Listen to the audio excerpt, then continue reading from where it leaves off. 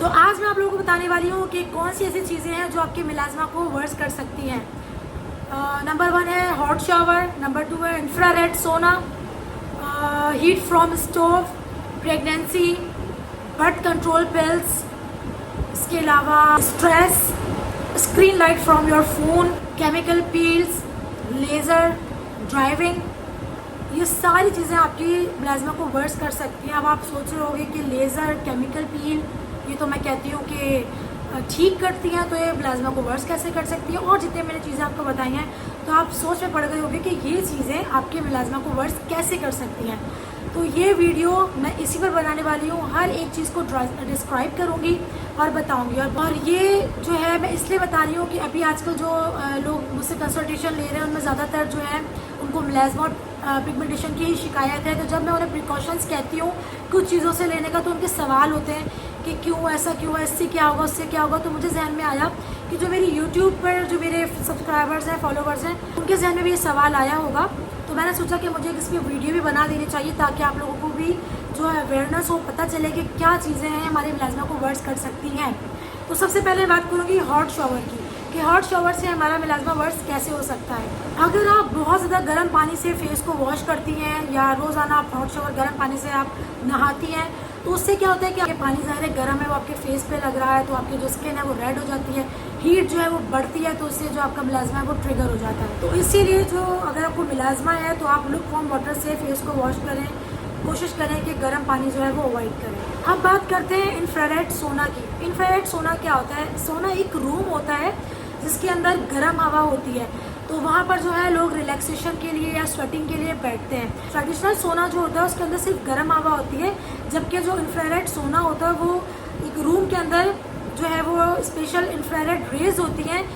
गर्म हवा इतनी नहीं होती है, बल्कि वहाँ पे स्पेशल इंफ्रारेड रेज होती हैं जो जो रेज होती है डायरेक्ट आपकी स्किन और बॉडी को हीट करती है। अब ये जान लेते हैं कि इससे मिलाजमा कैसे वर्स हो सकता है। देखें, मिलाजमा में स्किन के पिगमेंट सेल्स जो होते हैं मेलानोसाइट्स, वो पहले ही जो है वो ओवर एक्टिव होते हैं। तो जब हीट पड़ती है, हीट एक्सपोज होती है बॉडी या स्किन पर, तो बॉडी या स्किन का हीट टेम्परेचर जो है वो बढ़ता है। तो उससे क्या होता है और ज़्यादा हमारे मेलानोसाइट जो है वो और ज़्यादा एक्टिव हो जाते हैं। उससे इन्फ्लेमेशन जो है वो बढ़ सकती है, पिगमेंटेशन और ज़्यादा डार्क हो सकती है। पिगमेंटेशन ज़्यादा बनेगी तो मिलाजमा जो है वो और डार्क हो जाएगा, तो बहुत ही ज़्यादा आपके फेस पर शो होगा। तो उस वजह से जो है आपका मिलाजमा वर्स हो सकता है। अब आ जाते हैं हीट फ्रॉम स्टोव। मैं बहुत सारे जो मुझसे भी कंसल्टेशन ले रही हैं, मैं मुझे कहती हूँ कि भाई चूल्हे के आगे मत खड़े हों, गर्मी से हीट से जो है वो बचाएं अपने आप को। तो हीट फ्रॉम स्टोव मीन्स कि चूल्हा, ओवन, किचन में आप खड़े होकर कुकिंग करती हैं, मतलब ये कि जब आप किचन में कुकिंग करती हैं, ओवन के आगे खड़ी होती हैं, चूल्हे के आगे कुछ पका रही होती है, तो मुस्तकिल आपकी जो स्किन है वो कंटिन्यूसली हीट को एब्जॉर्ब कर रही होती है। देखिए, मिलाजमा जो है ना, यूवी रेज ही आपके दुश्मन नहीं होती है। ये हीट जो होती है ना, चाहे वो ओवन की रेज हो या चूल्हे की हीट हो, इससे जो है ना, इससे भी आपके पिगमेंट सेल्स जो है वो स्टिमुलेट हो सकते हैं। इट मीन्स कि हीट भी पिगमेंट को स्टिमुलेट कर सकती है।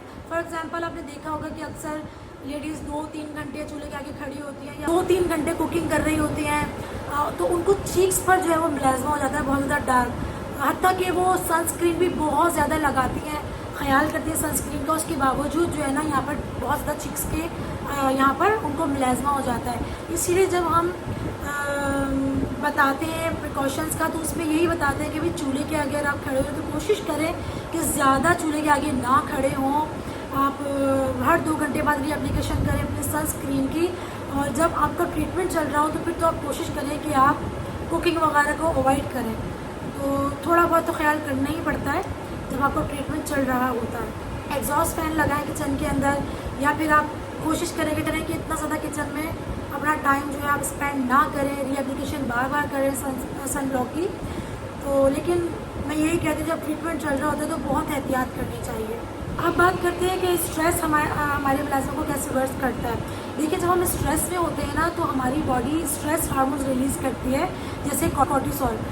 ये हार्मोन बॉडी की कई सिस्टम को इफेक्ट करता है, इंक्लूडिंग स्किन। स्ट्रेस जो है वो इन्फ्लेमेशन को बढ़ा सकता है, स्किन को ज़्यादा सेंसिटिव बना सकता है, और यहाँ तक कि मिलाज़मा का जो ट्रीटमेंट आपका चल रहा होता है उसकी रिस्पॉन्स को भी स्लो कर देता है। उसी वजह से जो स्ट्रेस होता है ना वो थोड़ा मिलाज़मा को कंट्रोल करने में बहुत प्रॉब्लम क्रिएट करता है। इसलिए सबसे पहले मैं जो वो यही कहती हूँ कि स्ट्रेस नहीं लेनी है आपने, बिल्कुल भी स्ट्रेस में नहीं रहना है। ये प्रॉब्लम है, ऐसा नहीं, इसका कोई हल नहीं है, हर चीज़ का है, लेकिन स्ट्रेस को आप दूर भगा दें। अब बात करते हैं कि प्रेगनेंसी में मिलाज़मा क्यों होता है, या और जिनको ऑलरेडी मिलाज़मा होता है वो प्रेगनेंसी में वर्स क्यों हो जाता है। और ख़ास तौर पर आपने देखा होगा हर दूसरी तीसरी औरत का ये मसला है कि ख़ास तौर पर प्रेगनेंसी में उनको मिलाज़मा हो जाता है।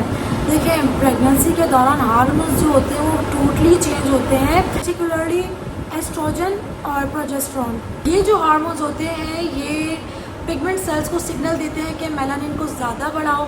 तो अक्सर आपने देखा होगा प्रेग्नेंट वुमेंस को जो है फॉरहेड पर और अपर लिप्स पर, चीक्स पर जो है वो ब्राउन पैचेस हो जाते हैं। तो इस मिलाज़मा को जो है मास्क ऑफ प्रेगनेंसी भी कहा जाता है। अब बात करते हैं बर्थ कंट्रोल पिल्स, जो कि मैं तो देखती हूँ कि हर दूसरी तीसरी औरत जो है ये पिल्स ले रही होती है। इससे मिलाज़मा आपका वर्स कैसे होता है? देखिए, जो बर्थ कंट्रोल पिल्स होती है ना, इसके अंदर मतलब ये वो गोलियाँ होती हैं जो कि आपके प्रेगनेंसी को प्रिवेंट करने के काम आती हैं, रोकने के काम आती हैं। इसके अंदर आर्टिफिशियल जो है हार्मोन्स होते हैं, जैसे कि एस्ट्रोजन और प्रोजेस्टेरोन, ये इसके अंदर आर्टिफिशियल होते हैं। जी आपने सही सुना, आर्टिफिशियल हार्मोन्स होते हैं इस पिल्स के अंदर। ये हार्मोन्स जो होते हैं बॉडी को सिग्नल देते हैं और वो जो है प्रेगनेंसी को प्रिवेंट करते हैं। क्योंकि यही हार्मोन्स जो है कुछ वुमेन के अंदर जो है ना पिगमेंट सेल्स को यानी मेलानोसाइट्स को भी जो है ना ये स्टिमुलेट कर सकते हैं। फॉर एग्जांपल, अगर कुछ वुमेन्स हैं उनको अगर ऑलरेडी मिलाज़मा है फेस पर और वो बर्थ कंट्रोल पिल्स भी ले रही हैं, तो इस सूरत में जो आपकी इस सूरत में क्या होता है कि नई मिलाज़मा जो है वो डेवलप हो सकती है, या जो पहले से थी आपकी वो और ज़्यादा जो है डार्क हो सकती है, वर्स हो सकती है। अब बात करते हैं कि केमिकल पील मिलाज़मा को वर्स कैसे कर सकती है। देखिए, केमिकल पील जो होता है वो ऊपर की जो लेयर होती है ना उसको एक्सफोलिएट करता है। अगर आपका केमिकल पील बहुत ज़्यादा स्ट्रॉन्ग है या आपकी स्किन को बहुत ज़्यादा उसने इरिटेट कर दिया है तो इससे इन्फ्लेमेशन जो है वो ज़्यादा हो सकती है। उसके बाद सनस्क्रीन का ना लगाना, तो ये भी एक बड़ा ख़तरे की बात होती है। देखिए, स्किन जो है ना कभी कभी इन्फ्लेमेशन के जवाब में पिगमेंट्स ज़्यादा बना लेती है, उसको पोस्ट इन्फ्लेमेटरी हाइपरपिगमेंटेशन कहते हैं। मतलब ये है कि देखिए, पील का मतलब तो पिगमेंटेशन को कम करना होता है, लेकिन अगर स्किन आपकी इरिटेट हो जाएगी तो वो पिगमेंटेशन और ज़्यादा बनाने लगेगी, स्किन और ज़्यादा डार्क हो जाएगी। देखिए, फॉर एग्जांपल, अगर एक लेडी है वो बड़ी अच्छे से ख्याल करिए, अपनी सनस्क्रीन लगा रही है, फिर प्लाज्मा का ट्रीटमेंट ले रही है, सनस्क्रीन भी लगा रही है, लेकिन हर रोज़ 3 से 4 घंटे वो चूल्हे के आगे खड़ी हुई है, मुसलसल हीट के आगे वो काम कर रही है, और स्टीम फेशियल ले रही है, जैसे कि मैंने कहा कि जो इंफ्रारेड सोना रूम है वो उसका यूज़ कर रही है, या हॉट शावर ले रही है, गर्म पानी से फेस वॉश कर रही है, तो सिर्फ जो यूवी रेज होती है उसी से बचाव नहीं होता है। जैसे कि मैंने आपको बताया शुरू में ही कि हीट से भी मिलाज़मा जो है वर्स होता है और उसको कंट्रोल करना बहुत ज़्यादा मुश्किल हो जाता है। इसीलिए मैं जो हूँ आपको एहतियात करने का कहती हूँ कि जब आपको ट्रीटमेंट चल रहा है तो इन चीज़ों को तो आपने ख़ास एहतियात करना है, वरना मिलाज़मा को कंट्रोल करना इंतहाई मुश्किल हो जाता है। अब बात करते हैं कि लेज़र से मिलाज़मा वर्स क्यों होता है। ये बहुत इंपॉर्टेंट पॉइंट है। अक्सर लोग सोचते हैं कि लेज़र की वजह से जो पिगमेंटेशन जो है वो ख़त्म हो जाता है, लेकिन मिलाज़मा में हर लेज़र जो है वो सूटेबल नहीं होता है, इसलिए लोग कहीं भी जाते हैं और लेज़र ट्रीटमेंट जो है वो लेने लगते हैं। मैं हमेशा से कहती हूँ कि आपने इस तरह की कोई प्रोसीजर्स लेने, इस तरह की कोई ट्रीटमेंट्स लेनी है आपने तो किसी प्रोफेशनल के पास आप जाएँ, क्योंकि देखिए जो लेज़र होता है ना वो स्किन के अंदर कंट्रोल इंजरी क्रिएट करता है। मतलब ये कि एनर्जी ज़्यादा हो, स्किन आपकी बहुत ज़्यादा सेंसिटिव हो, या गलत लेज़र आपके यूज़ कर दिया जाए तो इससे जो है ना इन्फ्लेमेशन हो सकती है, और इन्फ्लेमेशन के जवाब में पिगमेंटेशन जो है वो ज़्यादा बढ़ सकती है। इसीलिए अक्सर लोगों को आपने सुना होगा कि हमें लेज़र ट्रीटमेंट ली थी तो शुरू में तो हमारी जो है ना पिगमेंटेशन फेस की वो बिल्कुल लाइट हो गई थी, लेकिन उसके बाद फिर बहुत ज़्यादा डार्क हो गई। तो इसीलिए जो लेज़र होता है ना मिलाज़मा के लिए वो बहुत ही केयरफुली जो है यूज़ किया जाता है, सेलेक्ट किया जाता है। बात करते हैं हम screen light from your phone, जैसे कि आपका फ़ोन हो गया, लैपटॉप हो गया। अक्सर लोग जो है वो कन्फ्यूज़ हो जाते हैं, कहते हैं ये तो यूवी रेज नहीं निकालता। देखिए, यूवी रेज तो नहीं होती इसकी, लेकिन ये visible lights specially blue lights emit करते हैं। आपको पता है रिसर्च के मुताबिक ये पता चला है कि कुछ लोगों में, ख़ासतौर पर जो डार्कर स्किन वाले हैं, उनमें जो ये वाली जो लाइट है, विजिबल लाइट्स, ये पिगमेंटेशन को और ज़्यादा वर्स कर सकती हैं।